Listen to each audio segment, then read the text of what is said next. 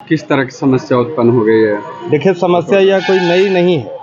यह समस्या बहुत ही जटिल है और विगत ये 8-10 वर्षों से यह समस्या गया के हर चौक और चौराहे पर है। हम लोग अक्सर इस चीज़ को देखा करते हैं और देखकर अगर कहीं पर कोई नाजायज़ काम हो रहा है, रंगदारी वसूली जा रही है, अवैध कार्य हो रहा है और अगर उसको भी देखकर आप चुप हैं तो हम समझते हैं कि मर्द जाति में आपने पैदा बेकार लिया। तो हमने जो देखा है, हम जो समझ रहे हैं कि हर जगह पर जो गरीब ऑटो चालक हैं, जो प्रतिदिन 400 से 500 रुपया कमाते हैं, मालिक को भी देना रहता है, अपने घर का भी खर्च चलाना रहता है। अब उनको अगर देख लें तो गया कि अगर पूरे कोने सारे कॉर्नर्स की बात अगर करें हम, तो लगभग 100 से 200 रुपया, 250 रुपया तो लगभग इनको पूरे गया में रंगदारी से कह लें या जो कह लें वो देना पड़ता है। अलग अलग जगह से अलग अलग रसीद कट रहे हैं।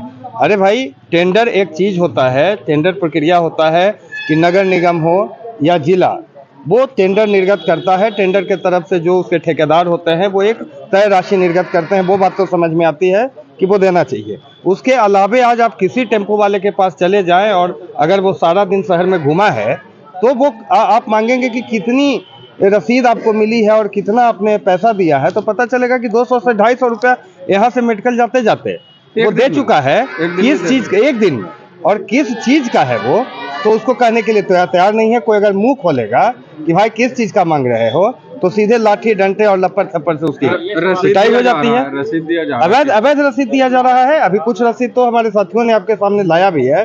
तो इन चीज़ों से काफ़ी हम लोग उबे हुए थे कि आखिर अब बर्दाश्त करें तो कब तक करें।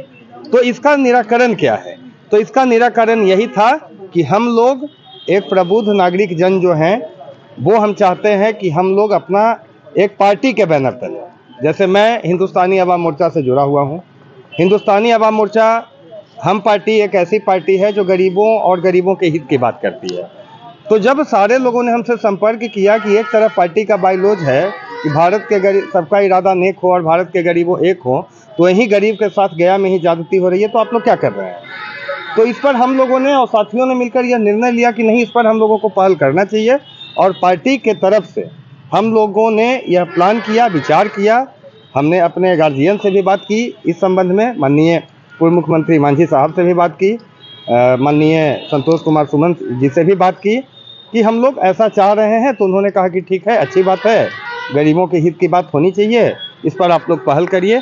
तो हम लोग ने जो आज बैठक किया है, इस बैठक का मूल उद्देश्य है कि हम लोग एक अपना नया मगध के नाम से, मगध शिक्षित बेरोजगार ऑटो ऑब्लिक ई रिक्शा एक संघ का निर्माण कर रहे हैं, जिसको कि हम एक उचित तरीके से चलाएंगे। और जहाँ जहाँ पर भी रंगदारी की बात होती है, अवैध वसूली की बात होती है, हम उसे बंद करवाने के लिए तो सड़क पर उतरेंगे ही, संघर्ष करेंगे ही। साथ ही साथ जहाँ जहाँ आवश्यकता पड़ी कि इन गरीबों के हित में कैसे काम किया जाए, किसी का ऑटो एक्सीडेंट कर जाता है, उनको हम आर्थिक सहायता कैसे प्रदान करें। हर घर में बहन बेटी है, उन बहन बेटियों की शादी में 50,000 घट जाता है, हम उसको कैसे करें। किसी को इलाज की ज़रूरत है तो हम उनको भी मूलभूत सुविधा दें। जो ज़्यादती होता है, अगर कोई भी ठेकेदारी लेता है या कुछ भी करता है, तो हर व्यक्ति का एक सेल्फ रिस्पेक्ट होता है, सम्मान होता है। हम एक कॉलर पकड़ के नहीं ले सकते हैं, वो हमें दे रहे हैं। हमारा वो ये नहीं है कि रंगदारी के तहत हम उनसे कॉलर पकड़ के उनसे मांगे।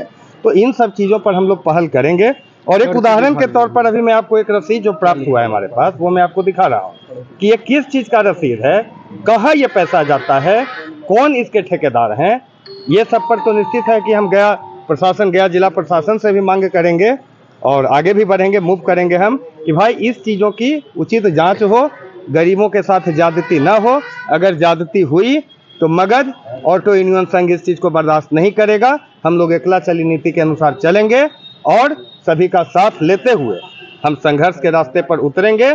और अगर न्याय नहीं मिला तो यह यहाँ से लेकर विधानसभा तक भी पैदल मार्च या ई रिक्शा मार्च या टेम्पो मार्च करने का हम लोग काम करेंगे। ये रसीद फर्जी मतलब है ऐसा ये तो मैंने आपको एक उदाहरण दिया। आज आप किसी भी टेम्पो वाले से या ई रिक्शा वाले से मिल लें तो ऐसे ऐसे आपको 10 रसीद मिलेंगे, जिसका कि कोई अता पता नहीं है कि ये क्यों लिया जा रहा है। और अगर लिया जा रहा है तो इसके बदले में वो लोग क्या सुविधा ऑटो चालकों को मुहैया करवाते हैं, ये भी आप तो जांच का विषय है, आप जांच कर सकते हैं। राज गौतम, हिंदुस्तानी अवाम मोर्चा सेक्युलर, राष्ट्रीय अध्यक्ष, सेवा दल प्रकोष्ठ।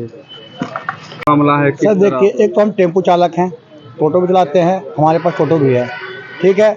यूनियन के नाम पर गुंडाई हो रहा है। हमारे से पैसा मांगेगा 10 रुपया, यूनियन का पैसा। कहीं भी जाइए कॉलर पकड़ के पैसा मांगता, और यूनियन के सामने दूसरा कोई अगर ड्राइवर मारता है बाइक वाला, तो यूनियन वाले कुछ नहीं करते। और कहा जाता है क्या कि यूनियन आपको संरक्षक में है, तो यूनियन आपको सपोर्ट कर रहे हैं। यूनियन कहाँ सपोर्ट करते हैं? यूनियन के सामने हमें ड्राइवर को बाइक वाला मार रहा है, तो यूनियन क्या कर रहा है? कब से आप ऑटो चला रहे हैं? हमें 8 साल चला रहे हैं। ये तो जो रसीद में आप पैसा दे रहे हैं, जी। कब से दे रहे हैं? 8 साल से दे रहे हैं। 8 साल से। जी हाँ। कहाँ कहाँ पर पैसा दे रहे हैं? पहले तो गवल दीघा गया को लगता था, ठीक है, वहाँ भी देते थे। अब नदी पार लगे लगा है, बाईपास लगे लगा है, हर जगह लगने लगा है।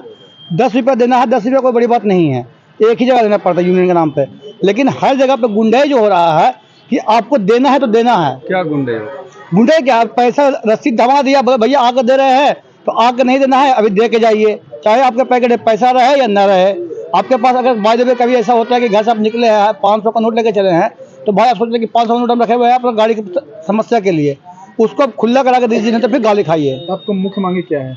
मुख्य मांगे यही, यूनियन चेंज किया जाए, और अगर यूनियन काटा भी जाए तो ढंग से काटा जाए, टाइम से काटा जाए। 3 बजे सुबह में यूनियन काटने का क्या समस्या है? मैं 10 बजे पहले कटता था, लेकिन 10 बजे कटता था, अब 3 बजे सुबह से कटने लगा है। यूनियन जो है वह किसी प्रकार के अभी तक आपको सहायता कोई की है? सहायता 8 नहीं साल मिला से है, आप ऑटो कोई चला सहायता रहे नहीं हैं। देता है। अगर जाइए तो डांट के भगा देता है। अगर कुछ कभी मांगे आपको कभी यूनियन द्वारा? कभी यूनियन के पास जाइए भी तो 1000-2000 रुपये देगा, कहेगा जाओ देख लेंगे। क्या देख लेंगे? कोई समस्या का समाधान होता नहीं है। हम लोग बंदी भी कर लिए, सब कुछ कर लिए, लेकिन कोई समस्या का समाधान नहीं हुआ। क्या नाम? मेरा नाम है चंदन रवानी, कहाँ है? बैरागी।